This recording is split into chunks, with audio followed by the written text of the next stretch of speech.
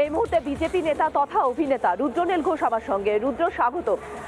যেটা হুমায়ুন কবির বললেন, হিন্দুরা অলস এবং তারা পান্তা ভাত খেয়ে ঘুমোয়। হিন্দু অধ্যুষিত যে সমস্ত এলাকা সেখানে ভোটের পার্সেন্টেজ কম। এবার কি তাহলে হিন্দু একত্রিত হয়ে দেখানোর সময় এসেছে? আগামী বিধানসভা ভোট, সেটার কি মোক্ষম সময়? স্পষ্ট একটা কথা বলি, সেটা হচ্ছে যে এই ভাগীরথীর জলে 70% হিন্দুকে কেটে ভাসিয়ে দেওয়ার এই যে তত্ত্ব, এই যে তত্ত্ব দিয়েছিলেন সেটা হুমায়ুন কবির, এবং যিনি মমতা বন্দ্যোপাধ্যায়কে তুষ্ট বা খুশি করে চলছেন, যিনি পুলিশ মন্ত্রী এবং মুখ্যমন্ত্রী, সেই জন্যই তিনি যে বাইরে রয়েছেন, আইনের ঘেরাটোপে পড়ছিলেন না, তাকে বাঁচিয়ে রাখা হলে তো স্পষ্ট।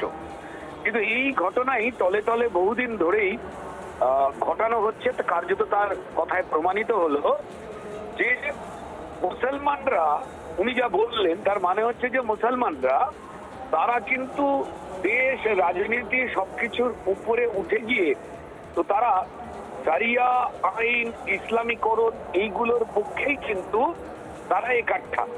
এবার ঘটনা হচ্ছে যে আমি ওনার যে বক্তব্য সেটি পুরোটা শুনেছি, এবং এখান থেকে কোথাও যেন একটা হিন্দুদেরকে কোণঠাসা করে বেড়ে উঠতে হবে, তাতে মমতা বন্দ্যোপাধ্যায় এই মুহূর্তে আমাদের প্রশ্রয় দিচ্ছেন বেআইনি কাজ করাতে, তাই তিনি আমাদের নেত্রী। কাল যদি আরো বড় কেউ আমাদের প্রশ্রয় দেয় জেহাদি শক্তিদের, তিনি আমাদের নেত্রী হয়ে যাবেন। এইটা কার্যত স্পষ্ট এবং উল্লেখযোগ্য যে অন্যান্য তৃণমূল নেতারা, এটা হিন্দু হোক আর মুসলমান, আপনারা ভালো করে দেখুন যে তারা কিন্তু ভয়েতে চুপ করে রয়েছে। এই কথার কাউন্টার করতে গিয়ে তারা ঘুরিয়ে কথা বলছে। হিন্দুদের অবশ্যই এক হতে হবে, কিন্তু হিন্দুরা কোনোদিনই দেশের সংবিধান এবং আইনের উপরে ওই ওদের কোরআনের মতো গীতা চাপিয়ে দেয় না। এইটা ভেবে সমস্ত হিন্দুকে একত্রিত হতে হবে।